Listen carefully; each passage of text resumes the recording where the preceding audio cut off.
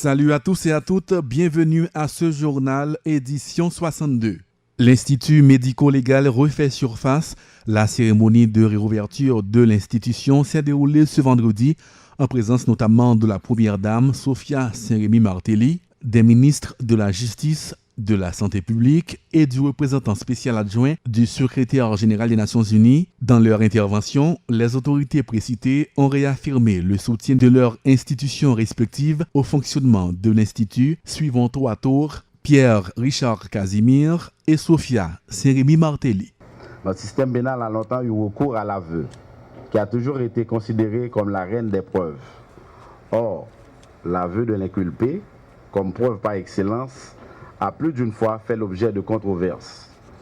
Sur le fond, sa valeur probatoire exacte est questionnée. Et que dire de la procédure de l'obtention de l'aveu? Est-elle toujours conforme au respect des libertés individuelles de l'inculpé? Quel serait donc le degré de fiabilité de l'aveu s'il devait être extorqué par l'utilisation de techniques peu orthodoxes? Quelle serait finalement l'importance d'un aveu qui ne serait en fait que moyen pour cacher la vérité et protéger au détriment de la société les vrais auteurs, co-auteurs, donc les vrais coupables d'un crime? Voilà pourquoi il est nécessaire qu'en dehors du cadre restreint de l'aveu individuel, des procédés scientifiques interviennent pour faciliter un autre mode d'obtention de la preuve et de l'identification des véritables auteurs et co-auteurs d'infractions pénales. Excellences, Mesdames, Messieurs, je ne fais qu'enfoncer une porte ouverte en rappelant que l'administration scientifique de la preuve s'impose à la justice pénale moderne. Il devient donc indispensable que les officiers de police judiciaire, les parquetiers et les juges instructeurs, donc la justice, recourent à l'expertise de médecins légistes pour parvenir à faire la lumière sur des cas de mort suspects et ainsi la justice a établi les circonstances entourant de tels cas. Il devient inconcevable que des décisions de justice en matière criminelle soient prises sous l'empire de choix de procédés non éclairés par l'expertise scientifique. Le magistrat ne saurait prétendre tout savoir et doit parfois composer avec d'autres disciplines qui lui seraient même étrangères en vue de motiver et de formuler en connaissance de cause sa décision. Le recours à l'expertise scientifique doit être la norme dans la quête de la preuve au cours de l'enquête. Ainsi, il est devenu possible à l'expert et aux magistrats de joindre leurs compétences sur un même terrain aménagé pour un travail concerté afin de faire avancer le processus judiciaire et résoudre les énigmes du procès pénal. Excellences, Mesdames, Messieurs, la médecine légale n'est pas seulement exercée sur des morts. Je disais tout à l'heure, ce local est trop beau pour accueillir seulement des morts. Le médecin légiste agit aussi sur le vivant. Dans le cadre de sa mission, il est amené à ausculter des vivants, et plus particulièrement des victimes d'agressions sexuelles, causées blessures, et j'en passe. De même, l'expertise médico-légale du vivant est sollicitée par le juge pénal dans l'établissement d'éventuelles fautes pénales qui seraient commises par un praticien dans le cadre de son activité professionnelle. Il faut donc que l'Institut médico-légal puisse convenablement jouer son rôle dans le cadre de sa mission d'accompagnement scientifique de la justice pénale. L'expert va donc constituer l'atout utile, le rempart obligatoire et le recours automatique du juge dans l'enquête judiciaire et le processus décisionnel pénal. Le candidat à la députation pour la commune de Pétionville sous la bannière du mouvement chrétien pour une nouvelle Haïti Mocrena, Jean-Baptiste Stevenson s'est positionné sur la question du mariage homosexuel lors d'une conférence de presse ce vendredi 31 juillet. Il dit croire dans la moralité. Il promet une fois arrivé au Parlement de travailler contre toute forme de projet de loi visant à favoriser le mariage de couples homosexuels dans le pays. Haïti a besoin de gens de conviction attachés à des valeurs morales en vue d'une meilleure société. Tel est le combat qu'il s'engage à mener au Parlement, a-t-il fait savoir. son activité spéciale, c'est pour un lancement comme si pour dire que nous faisons une campagne. Nous devons lancer un message, même si nous avons une conférence de presse, mais nous faisons le plus large pour nous lancer ce message pour permettre que nous soyons capables de relaxer avec la population qui vit plus proche nous. Parce que là, c'est la caille, nous sommes fiefs, nous juste mettons une petite ambiance.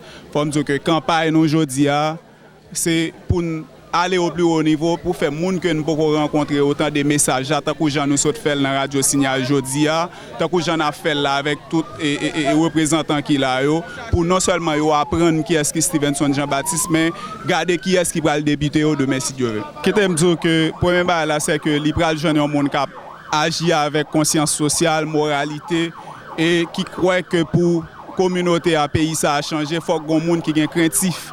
Parce que jodi là, faut que son monde qui pas aller pour briguer un poste parce que la cherche un job, mais son monde qui croit dans le partage social, qui croit que jodi quel que soit ça n'a fait faut une primer communauté.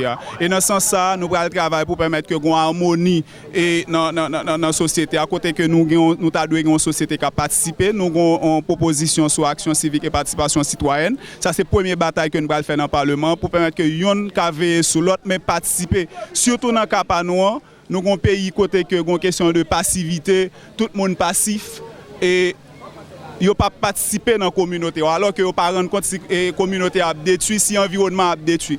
Nous passons dans ce sens ça, puis gros appel que nous avons lancé, c'est permettre que automatiquement la proposition ça a passé. Moi-même comme député, eh bien libéral fait que pays a une équipe qui plus non seulement remet pays mais prêt pour participer pour retirer le côté lié là parce que jodi a un président pas qu'à changer, un ministre, un député pas qu'à changer mais c'est nous tous qui doit avoir volonté pour agir dans ce sens pour permettre que nous aller directement vers un développement durable constructif puisque nous pas capable continuer à faire projet bidon encore nous devons aller dans le sens positif pour permettre que moun ka vivre savane pito moun ka vivre ka foutintin moun ka vivre dans quelque soit à côté dans circonscription pas personnellement mais tout pays a yon l'autre vie aussi vivre dans conditions infra-humaines moi je pense que premier bagage que m'bral faire c'est ça c'est permettre que gon harmonie entre nous. Les jeunes barreaux de Port-au-Prince se préoccupent de l'avenir du barreau à l'heure des élections en vue du remplacement du bâtonnier du Conseil de l'Ordre des avocats par rapport au manque de soutien de bâtonniers envers les avocats en difficulté. Conscient de cet état de fait, le jeune barreau a établi un ensemble de critères que ses membres devront tenir compte lors de l'élection afin d'élire de nouveaux dirigeants à la tête du barreau de Port-au-Prince. Maître Peter Reynold Delciné explique au micro de Nancy Lenné. Jeune Barreau de Port-au-Prince, c'est une association qui regroupe un ensemble d'avocats qui sont intéressés à bon fonctionnement Barreau de Port-au-Prince et à différentes activités Barreau ça.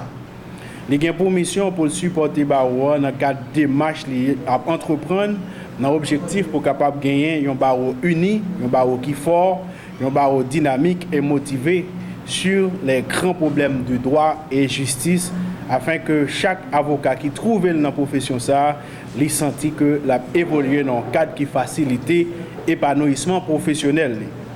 Je ne dis pas, jeune avocat a fait face à de sérieux problèmes dans ce qui a un rapport à dysfonctionnement de la justice et à corruption qui a envahi le système judiciaire. Jeune Barreau de Port-au-Prince croit que dans le moment côté gagné des jeunes avocats qui sont tombés en bas arrestation ou bien menace d'arrestation dans le cadre d'exercice professionnel contrairement à la disposition du décret 29 mars 1979 sous profession d'avocat. Face à AXAYO, sinon menace AYO, jeune Barreau de Port-au-Prince toujours réveillé en un seul homme pour dire non. Mais j'en ai tout connaît mandat équipe ça qui est en tête un bâtonnier assisté de un conseil de l'ordre, li rivé dans fin. Élection pral organisée dans souci pour capable remplacer équipe ça. Un système judiciaire qui fonctionnait au rabais, de monde qui envahit profession sans que yo pas étudier droit dans souci pour capable remplacer monde qui étudie tout bon vrai pour exercer profession ça. Jeune avocat qui pas capable river intégrer profession en tout bon vrai parce que raquetteur fin remplacer yo enjeu yo nombreux. Jeune Barreau Port-au-Prince comprendre sens enjeu ça yo après observation et analyse établi un ensemble de critères pour le capable permettre à membres de gagner une base scientifique pour capable voter nouveaux dirigeants cap gagner pour diriger d'autres pendant l'exercice 2015-2017. Il révélé à l'analyse que seul un avocat qui maîtrisait l'ordre, ça veut dire qui maîtrisait fonction dans barreau Port-au-Prince, fonction bâtonnier, fonction de conseiller, fonction de secrétaire et autres, fonction de trésorier, et qui connaît problème avocat a confronté dans le cas d'exercice professionnel, en particulier jeunes avocats durant 8 dernières années, ça répond à profil que l'association lui-même l'a élaboré. Parce que jeune barreau de Port-au-Prince croit que l'important pour le barreau de Port-au-Prince continuer à faire travail Carlos Hercule t'a fait ensemble avec le conseil qui accompagne là. Et pour une raison qui est simple, lorsque vous gagnez un bâtonnier, il doit être disponible et accessible. Il doit c'est un bâtonnier qui est prêt pour la bataille lorsque la bataille là arrive, qui est prêt pour la bataille non seulement pour défendre avocat dans la liberté individuelle menacée, mais tout qui est capable de défendre avocat en termes de qui formation qui répond à avocat ça. Le comité des étudiants de l'Institut national d'administration de gestion des hautes études internationales INAGE a organisé ce vendredi 31 juillet 2015 une conférence débat autour du thème Jeunesse et responsabilité citoyenne dans le contexte sociopolitique de 2015. Par cette activité, le comité des étudiants de l'UEH entendait sensibiliser les jeunes sur l'enjeu que représentent les prochaines élections dans le pays et ainsi conscientiser leurs camarades sur la nécessité de prendre le chemin des urnes le 9 août prochain. Le porte-parole du comité, Jean-Walter Sadrak, a lancé une mise en garde aux jeunes contre toute tentation de la part des candidats visant à monnayer leur vote. Il est au micro de Télégalaxie. Kazir sont étudiants finissants en sciences politiques.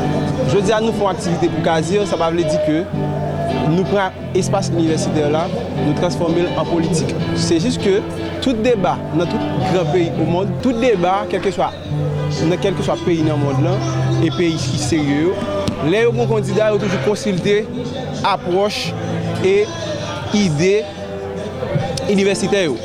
Mais je dis à nous que Kazir qui sorti dans l'INAGE, nous dit pour qui ça vraiment vrai, avant même nous courir Kazir, il faut nous connaître qui ça Kazir lui-même li gagne dans bouette li ou soit dans jacout li pour peuple là.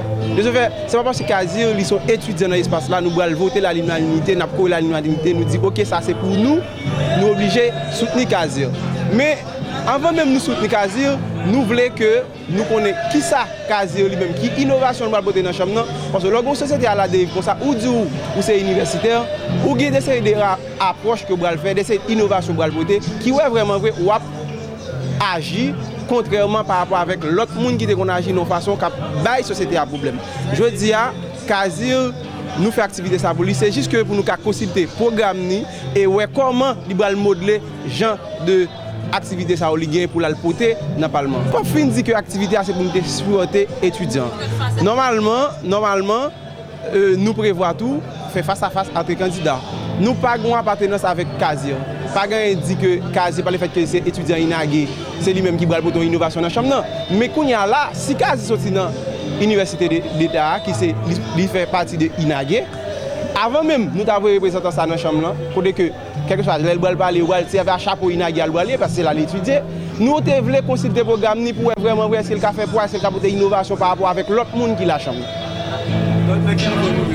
Dans quel niveau nous, c'est la première fois nous faisons une activité comme ça pour le candidat Kazir.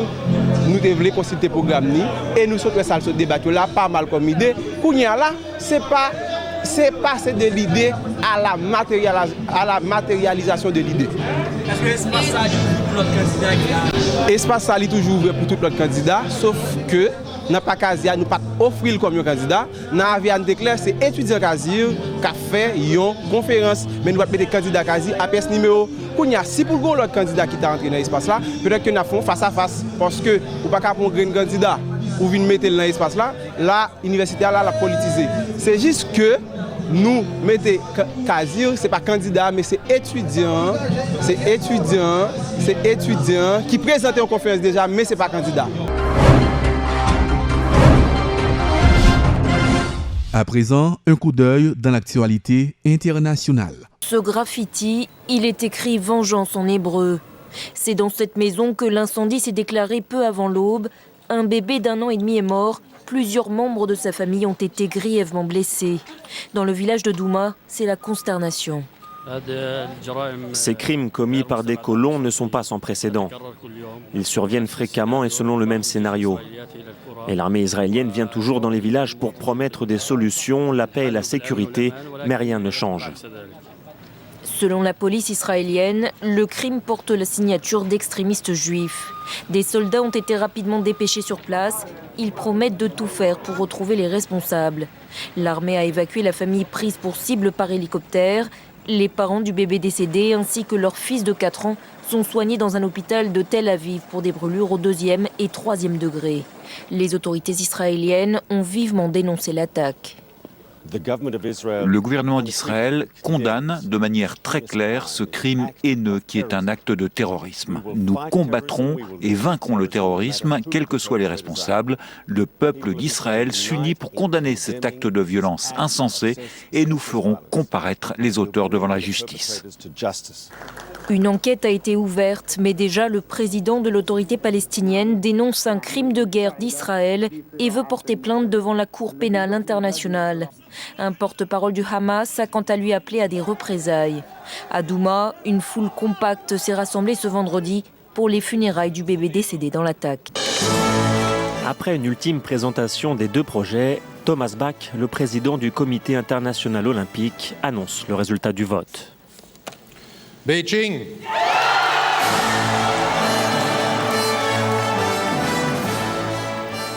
Avec 44 voix contre 40, Pékin l'a emporté aux dépens d'Almaty au Kazakhstan, seule autre candidate.